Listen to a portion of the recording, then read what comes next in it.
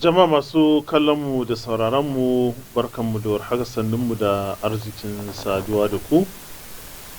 a cikin wani shirin na musamman wanda muka kawo muku a ranar Alhamis da ta gabata,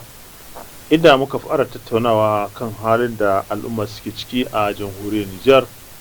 sakamakon juyin mulki da sojoji karkashin jagorancin Janar Abdulrahman Chani suka yi, inda suka hambarar da halittacciyar gwamnati ta shugaba Muhammad Bazoum. Kusan a jiya mun tattauna kan halin da ake ciki, musamman ma dai abin da ya shafi tsadar kayayyakin masarufi, samun kuɗin siyan kayan ma da ma kuma batu da ya shafi al'amura na makaranta,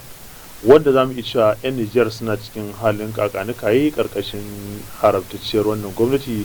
ta shi Janar Chani. To yau kuma in Allah da za mu tattauna wasu ɓangarorin na halin da su al'ummar Nijar ɗin suke ciki, musamman ma dai batun yunkurin shirya wata zanga-zanga da ministan tsaro na ita ƙasar Nijar ɗin wato Janar Mandi ya so ya shirya wa su waɗannan mahukunta haramtacciyar gwamnatin, musamman ma dai ya so ya gayyaci mutane wanda suke hamayya da tsohon shugaban kasar ta Nijar wato Muhammadu Isu, wanda ake ganin na hannun daman shi haramtaccen shugaban ne wato shi Janar Chani. Kuma shi Muhammadu Isu an riga ya yi ƙaurin suna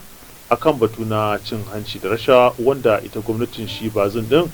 ta yi ta ƙoƙarin ganin cewa ta tsaftace gwamnatin da kuma hana cin hanci da rashawa. Wannan shine ɗaya daga cikin abin da za mu tattauna a wannan zauren, kuma kamar yau ma ina tare da abokin aiki Malam Abubakar. Malam Abubakar, baka da zuwa. Barka da aiki jama'a, assalamu alaikum. Sunana Abdulkadir Ali Shehu da zan gabatar da wannan shirin. To Malam Abubakar, mu kalli yunkuri da ɗaya daga cikin kusoshin gwamnatin wato shi ne Janar Mandi ya yi kokarin shirya wata zanga-zanga domin hamayya da tsohon shugaban Nijar ɗin wato shi Muhammadu Isu, wanda kusan za a ce gwamnatinsa ta yi ƙaurin suna a wajen cin hanci da rashawa, kuma ana ganin shi Janar Chani na hannun daman shi Muhammadu Isu ne, wanda kuma wannan ƙaurin suna cin hanci da rashawa ana ganin gwamnatin halattacce gwamnati Bazoum ta yi ƙoƙarin ganin cewa ta yaƙi batun cin hanci da rashawa. Wani nazari da kuma kallo kaiwa wannan yunkuri da aka so a yi, kuma amma dai abin bai yi ba. To jama'a assalamu alaikum. A karo na biyu wannan batu da kai magana na batun bore, wadda kamar yadda ka faɗi daga cikin zantuttuka da muka yi jiya, na dan tabo dan kaɗan daga cikin abin da ya shafi wannan yunkuri na yin borewa ita kanta gwamnatin, wanda inda na ce kusan wannan zai nuna maka cewa lallai kamar yadda na faɗi sojojin da suka kifar da gwamnatin shi Muhammad Bazoum ba su gama shiryawa da kuma daidaita kansu kafin su gudanar da shi wannan juyin mulki, saboda in ka lura ma juyin mulki kamar sau biyu aka yi, domin ana yi immediately aka sake kifar da ma wanda ya kifar da shi wato Muhammad Bazoum din. To kaga kenan a cikin su ma akwai baraka, tunda har a cikin su din da suka kifar da gwamnatin ba su jitu ba, ba su zauna suka raba watakila mukaman yadda ya kamata ba, suka daidaita kansu ta yadda za su tafiyar da mulkin yadda suke da bukata ba, har ya zama na a cikin kankanun lokaci an fara samun sabani a cikin su kansu. Wannan sako ne da ke gaya maka cewa akwai waɗanda suka shirya abun watakila ta bayan fage, kuma suke so su zaga wasu daga cikin su kansu, wato akwai kamar gaba ko ce rukuni na gungun mutane, mana su kansu da cin amanar ya sake cin amana ne a double, wato gaba biyu. To kaga wannan zai gwada maka cewa ba zai bari su yi nasara a cikin wannan haramtaccen mulkin da suke yi ba, sakamakon wannan abin da suke da shi a cikin su wanda kuma zai kawo nakasu da kuma kautar da hankalinsu akan yi wa mutanen da suka goyi bayan su lokacin da suka yi juyin mulkin yin musu abin da ya dace, bayan su ma kansu suna cikin wani matsala na rarrabuwar kai a tsakanin su. Wannan damuwa ce, matsala ce a cikin gwamnati ta soji a yanzu, wadda in ba su yi hankali ba su ne ba ma mutanen gari kamar yadda muka yi magana jiya za su yi boran ba, su ne za su ƙara kifar da kansu har su yi wasa garin neman yadda za su yi su farfado da kansu kaga gwamnatin ta sake kubce musu an zo an yi abin da ba shi kenan ba a jamhuriyar Nijar inda har ba su yi hankali ba. To kusan shi kansa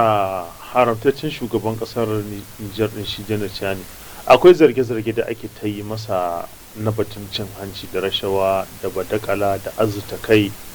da kuɗaɗe na haram da kusan ake ta masa wannan zancen. Ma'ana kenan hakan na nuna cewa sun yi wannan juyin mulki ne domin kokarin su rufe waccan badakalar da suke saboda sun ga shi shugaban kasar wato Muhammad Bazoum yana kokarin bankaɗo wancan batu na cin hanci da rashawa, kuma suna ganin cewa idan har suka bar shi asirin su zai tunu sannan kuma za a rufe batun cin hanci da rashawa a kasar Nijar. To ai wannan Abdulkadir na ma ɗaya daga cikin abin da ake ganin ya sa ma aka kifar da ma gwamnatin Bazoum din kanta tukunna kafin a zo kan ma su sojojin kansu, domin kusan an ga tsare-tsaren Muhammad Bazoum a buɗe suke, kuma duk abubuwan da yake yi yana faɗin su kafin yayi, duk abin da kaga zai aiwatar nan gaba yana faɗa kafin yayi, wato kaman a turanci abin da ake kira open door policy. Abubuwa ne tsare-tsare a buɗe yake yi, kuma in ya faɗi ko kuma ya fitar da sanarwa cewa zai yi to insha Allah sai yayi. Haka yake, mutum ne wanda yake yin abu a buɗe, ko da tattauna da yake yi da kafafen yaɗa labarai a kasashen turai idan ya fita taruka na duniya za ka gaji yana faɗin abubuwansa a buɗe, kuma yana nan akan bakansa ba abin da zai sa ya kauce ba. Har akan wannan wasu ke ganin kamar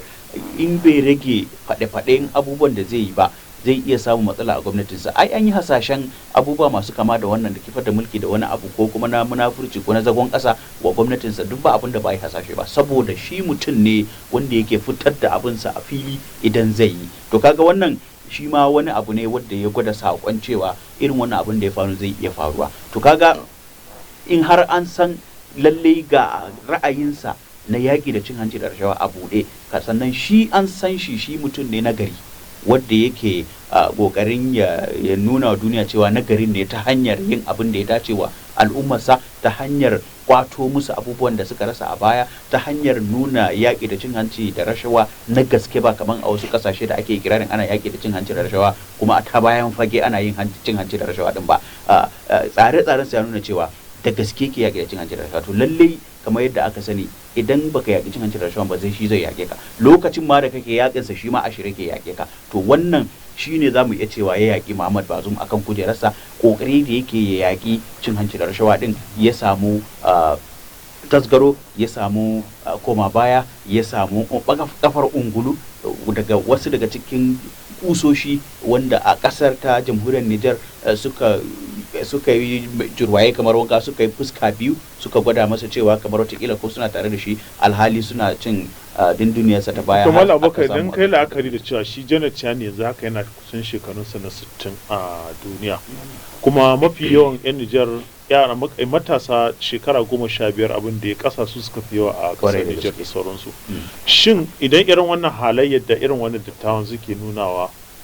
wani irin signal sai ke bawa, kana ganin ana ba matasa hanyar da ya kamata a basu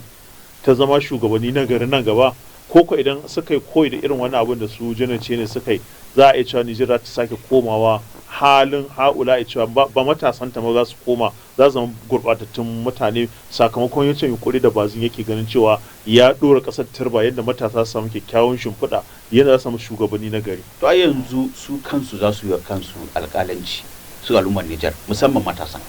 za su yi wa kansu alƙalanci ta hanyar tsare-tsaren da Bazoum ya fitar a gwamnatinsa, wanda kowa ya san su a buɗe, da kuma irin abubuwan da su waɗannan sojoji a yanzu da suke rike da ragaman mulkin Nijar suke yi. Daga lokacin da suka kifar da gwamnatin Bazoum suka fitar da sanarwar rushe duk wasu abubuwa na siyasa demokradiyya da jam'iyyun siyasa da ofisoshi da wane ne da mukamai daga baɗe suka rusa, menene suka fitar, wani abu ne suka faɗi na tsare-tsaren ci gaban ƙasa wanda yake da alaƙa da matasa kai tsaye, wanda su ne suka fi yawa, su ne kashin bayan al'umma musamman a jamhuriyar Nijar, kamar yadda ka faɗi kuma yake a bayyane. Masu ƙananan shekaru su ne suka fi yawa a jamhuriyar Nijar, kuma su ne wadda a zamanin gwamnatin shi hambararren Muhammad Bazoum su kansu sun san ga abin da aka tsara musu, ga abin da aka shirya musu, wadda a yanzu kuma har yanzu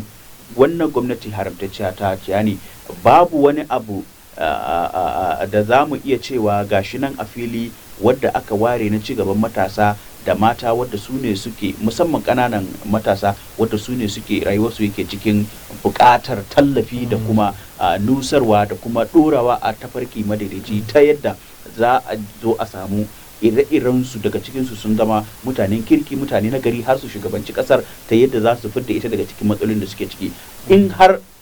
aka tafi haka na farko hankalin su bai kwanta ba su gwamnati a yanzu ta yadda za su yi al'ummar Nijar aiki na biyu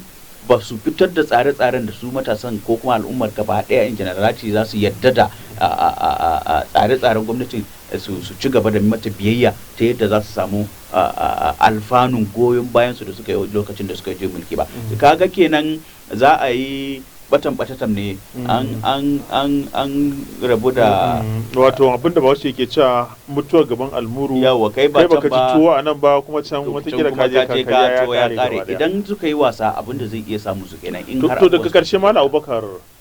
mu kalli irin duk rufe kofofi na maganar sasanci da shi dina ciyanayi da yunkurin da ita kungiyar ECOWAS ta yi ganin cewa ta sasanta wannan abun yanda za a iya cewa ba zan ya dawo a fushi ya kulle da irin cin zarafin da aka wa shugaban Najeriya da ma ko irin rufe kofar da wasu cikin manya-manyan kasashen duniya suka yi musamman ka ɗauki ƙasar Algeria akwai tsari da ta kawo na proposal ganin cewa na tsarin yadda za a miƙa mulki hannun farar hula to duk gaba ɗaya Janar Chani ya sa kafa ya yi fatali da wa'annan hakan me yake nufi